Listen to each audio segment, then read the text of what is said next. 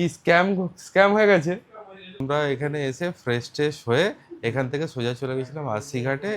প্রচণ্ড বৃষ্টি হচ্ছিল, সেই জন্য আমাদের যেতে দেরি হয়ে গেছে। পথে একটা জায়গায় ওই দশেরার জন্য যে রাবণ পোড়া হয়, সেই রাবণ পোড়ার রাবণটা দেখলাম।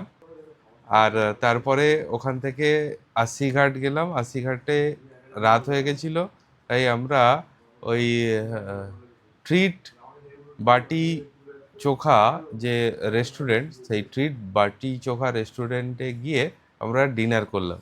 ডিনারে আজকে ছিল একটা পনির পরোটা, একটা আলু পরোটা, আর হচ্ছে ওদের ওই স্পেশাল বাটি চোখা। সত্যি বলতে মানে স্টাফিংগুলো খুব ভালো ছিল এবং খুব ভালো লেগেছে ওগুলো খেয়ে। তিনজনে মিলে আমাদের বিল হয়েছে 970, 970 টাকার বিল করেছে। সেই খেয়ে দিয়ে এসে হোটেল রুমে চলে এসেছি ভিডিওটাকে এন্ড করব বলে।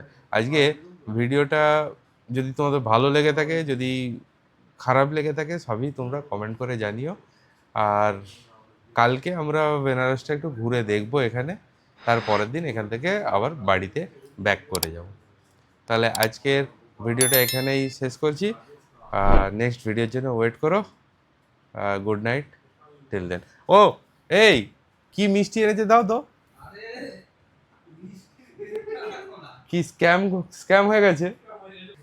ও হ্যাঁ, এই দেখো এই দেখো মিল্ক কেক, 6টা মিল্ক কেক দিয়েছে 100 টাকা, মানে এখানে ওজন হিসাবে কত, 250?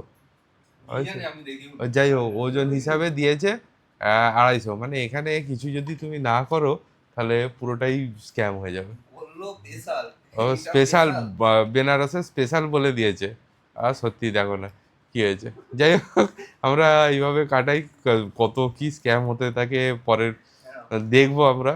ধরো খাচ্ছি। আর তাহলে চলো tata, good night. Good night Koushik, good night. Suman কই?